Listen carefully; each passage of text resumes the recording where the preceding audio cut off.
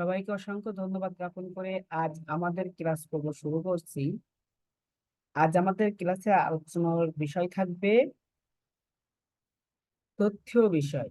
তথ্য বিষয়ে আজ আলোচনা করব বঙ্গীয় শিল্পকলা নিয়ে, শীতল পাটি, পাল ভাস্কর্য, পাল চিত্রকলা এবং শিল্পী রাফায়েল। ইতিমধ্যে আপনারা রেনেসাঁ থেকে একটা প্রশ্ন অলরেডি পড়ে ফেলছেন। রাফায়েল, লিওনার্দো দা ভিঞ্চি এবং মাইকেল অ্যাঞ্জেলো, এই তিনটা থেকে যে কোনো একটা শিল্পীর সম্পর্কে প্রশ্ন আসবেই, আসার সম্ভাবনা খুবই খুবই বেশি। 99% বলা হয়। লিওনার্দো দা ভিঞ্চি, রাফায়েল আর Michelangelo. Already Michelangelo পড়ে ফেলছেন, আজ রাফায়েল পড়বেন, আর লিওনার্দো দা ভিঞ্চিটা বাকি আছে। অল্প অল্প আলোচনা, আশা করি সবাই সুন্দরভাবে শেষ করতে পারবে। প্রশ্ন আজকে ছোট করে দিয়েছি, কিছু কিছু প্রশ্ন আছে যেগুলো গল্প আকারে, ওগুলো আপনাকে একটু জানতে হবে, এগুলো রেখে দিয়েছি। আর বাকি প্রশ্নগুলো যত শর্ট করা যায় করে দিয়েছি। যেমন এটা 4 পেজ, এটা ছিল 6 পেজ, 6 পেজ থেকে 4 পেজ করেছি। তারপরে মনে করেন শীতল পাটি 2 পেজ করে দিয়েছি, পাল ভাস্কর্য 2 পেজের মতো, পাল চিত্রকলা এরকম। দেখেন রাফায়েল কে, এখানে এটা 4 পেজ হয়তো না, হয়তো 2 থেকে 2.5 পেজ হতো, কিন্তু এই যে পুরো নাম, জন্ম, মৃত্যু, এইগুলো সব সিরিয়ালে না দিলে আপনারা বুঝতে পারবেন না, এই জন্য একটু বেশি পেজ নিচ্ছে। আগে প্রথমে জেনে নিন যে রাফায়েল কি। রাফায়েল রেনেসাঁর স্বর্ণযুগ অর্থাৎ হাই রেনেসাঁর অন্যতম সেরা শিল্পী। অনেকে সে সময়ের সবচাইতে প্রতিনিধিত্বশীল শিল্পী বলে অভিহিত করেছেন, যদিও মাইকেল অ্যাঞ্জেলো ও তার নাম প্রায়শই একসঙ্গে উচ্চারিত হয়। মধ্যযুগের কুসংস্কার, ধর্মমতের কঠোর প্রথা শাসিত আধিপত্য ও জীবনে গতানুগতিকের নিরন্তর অনুবর্তনের পর ইউরোপে যে নবজাগরণের বিকাশ ঘটে, তাই রেনেসাঁ নামে পরিচিত। যদি প্রশ্ন আসে রেনেসাঁ বলতে কি বোঝায়, তা রেনেসাঁ শব্দ অর্থ পুনর্জাগরণ বা নবজাগরণ, এবং ইউরোপের যে অন্ধকারাচ্ছন্ন যুগ পার হয়ে যে নতুন যে যুগের সৃষ্টি হয় সেটা হলো রেনেসাঁ। ঠিক আছে, এই পর্যন্ত লিখলেই হবে। তারপর আমরা রাফায়েলের পরিচিতি সম্পর্কে জানবো। তার পুরো নাম রাফেল্লো সানজিও দা আরবেনিও, এবং এইভাবে যে শিল্পী রাফায়েলের পুরো নাম রাফাল্লো সানজিও দা আরবেনিও। তিনি 1900 তিনি আপনার এখানে লেখা আছে 1483 সালে জন্মগ্রহণ করেন এবং 1520 সালে মৃত্যুবরণ করেন। এরকম লিখে ইতালিয়ান শিল্পী ছিলেন, তিনি একজন ইতালিয়ান শিল্পী ছিলেন। এখানে এইভাবে লিখলেই হবে, এত বিস্তারিত কোনো কিছু লেখার দরকার নাই। রাফায়েলের মধ্যে ইতালির একটি শহর, রাফায়েল মধ্য ইতালিয়ার একটি শহরে জন্মগ্রহণ করেন। শহরটি ছোট হলেও শিল্পের জন্য সুপরিচিত। শেষ, আর দরকার নেই। শিক্ষা জীবন আলাদা করে দেওয়ার দরকার নেই, পরিস্থিতির মধ্যে শিক্ষা জীবন দিয়ে দেবে। রাফায়েলের শিল্প চর্চার হাতেখড়ি হয় তার বাবার কাছে। 10 বছর বয়সে তিনি চিত্রাঙ্কনে অসাধারণ দক্ষতা পেয়েছিল। তাই রাফায়েলের বাবা রাফায়েলকে শিক্ষানবিশ হিসাবে পেরুজিনোর নিকট প্রেরণ করেন। 12 থেকে 17 বছর বয়সে তিনি শিল্প শিক্ষা শেষ করেন।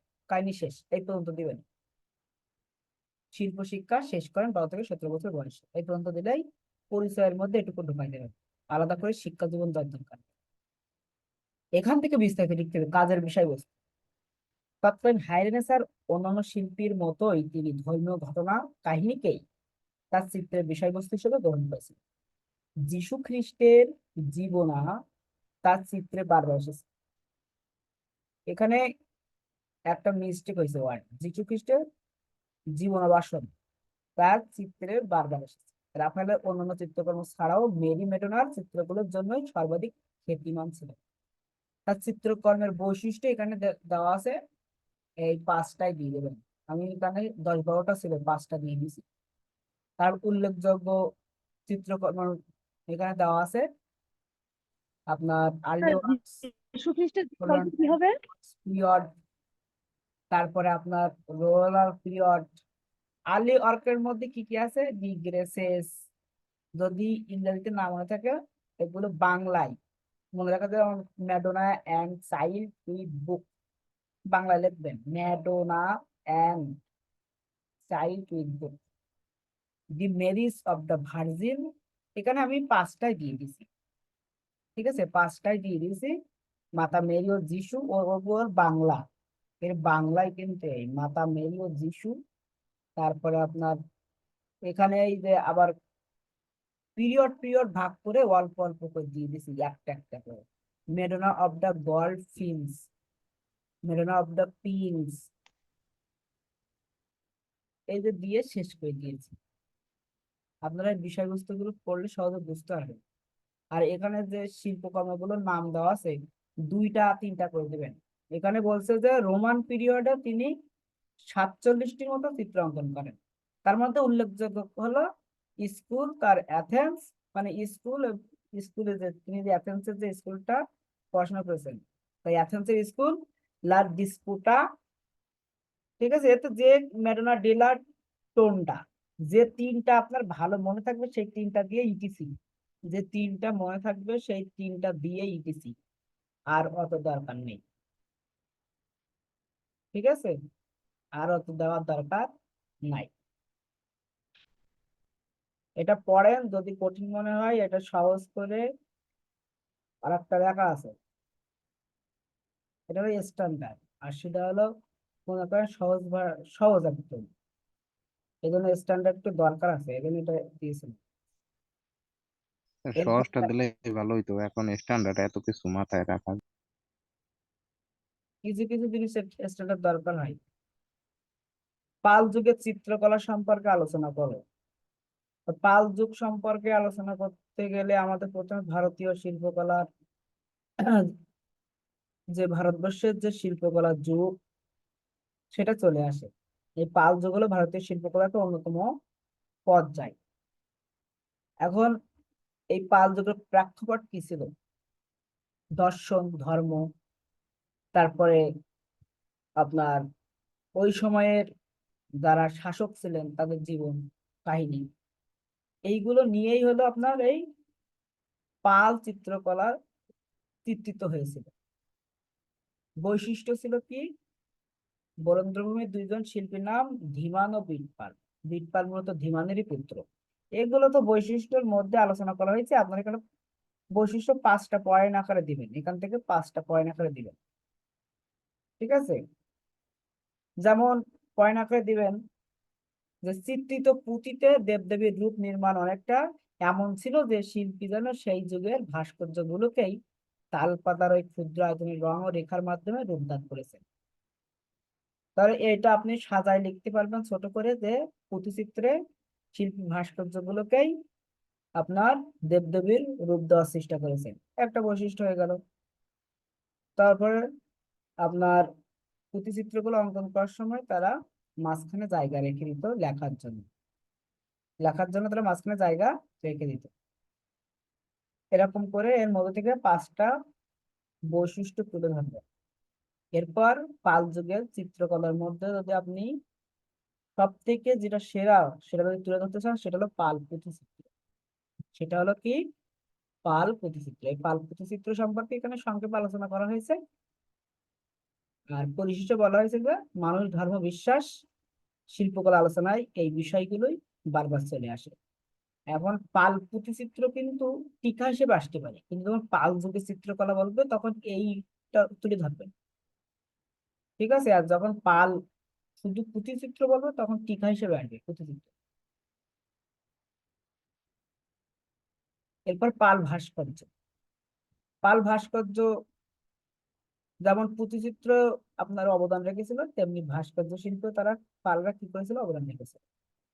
কৃষ্ণের কেশনী হত্যা, ওই যে আপনাদের আগে যেটা বলেছি যে ধর্মকেন্দ্রিক, সেই সময় শাসক, দর্শন, সাহিত্য কেন্দ্রিক এই ভাস্কর্য গুলো ওইভাবেই তৈরি হয়েছে। কৃষ্ণের কেশিন হত্যা, তারপরে তা আপনার গরু রাসন, বিষ্ণু মূর্তি, এই বিষ্ণু মূর্তি লিখলে হবে শুধু, মনসা মূর্তি, তারপরে ইন্দ্রাণী মূর্তি, পাঁচটা বর্ণ ধরেন বিষ্ণুমূর্তি আর একটা, ওইটা হলো আপনার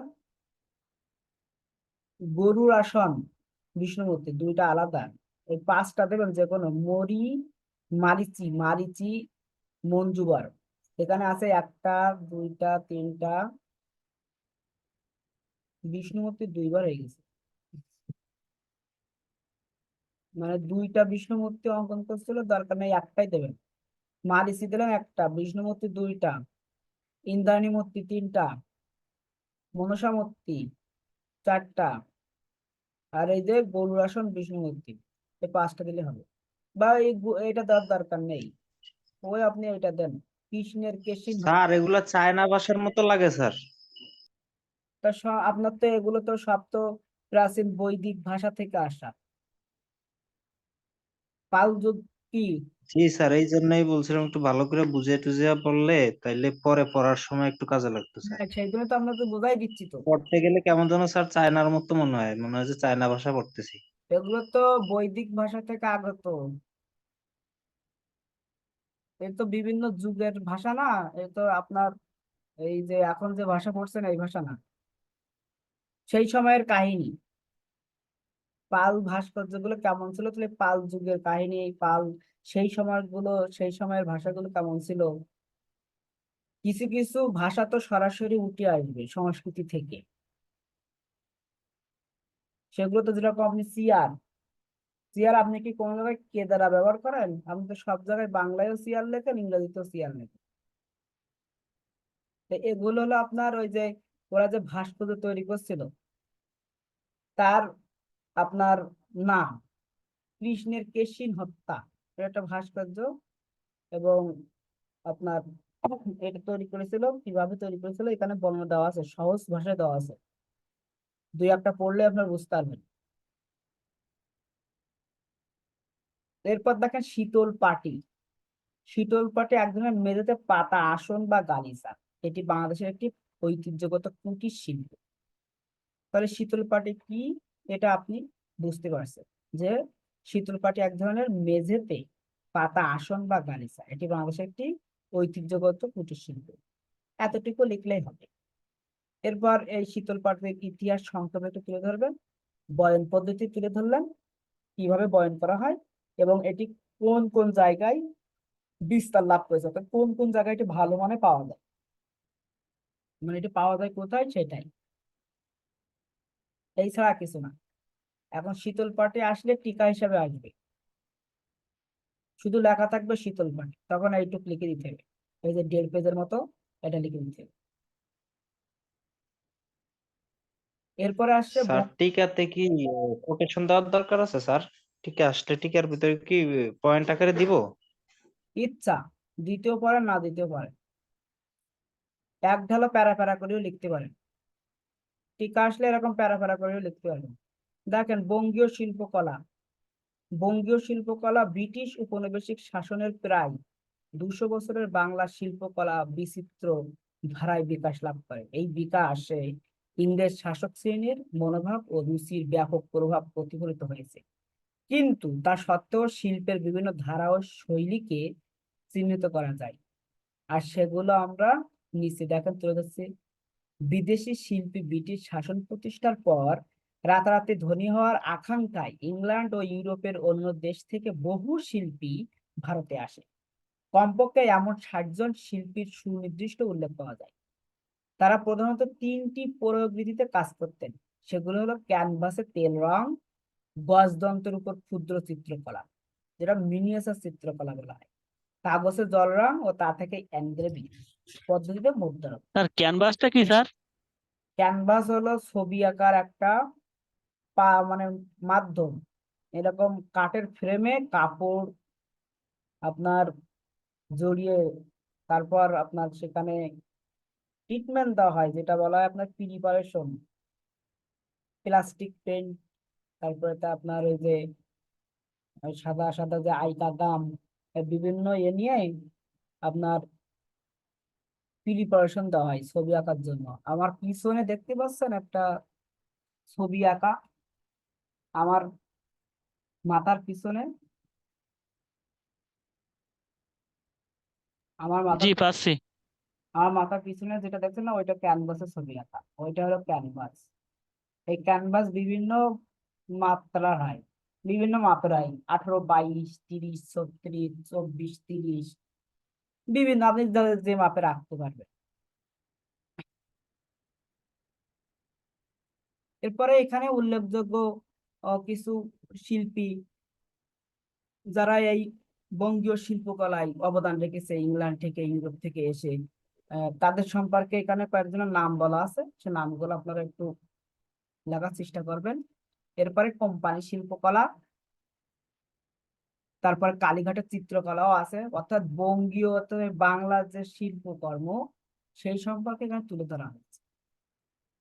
এগুলো সুন্দর করে রিডিং করলে আপনি আরো ভালো বুঝতে পারবেন। এরপরে এখানে উল্লেখযোগ্য কিছু শিল্পকর্মের নামও দেওয়া হয়েছে। রবীন্দ্রনাথ ঠাকুরের ভারত মাতা, জল রঙে 1905 সালে করা।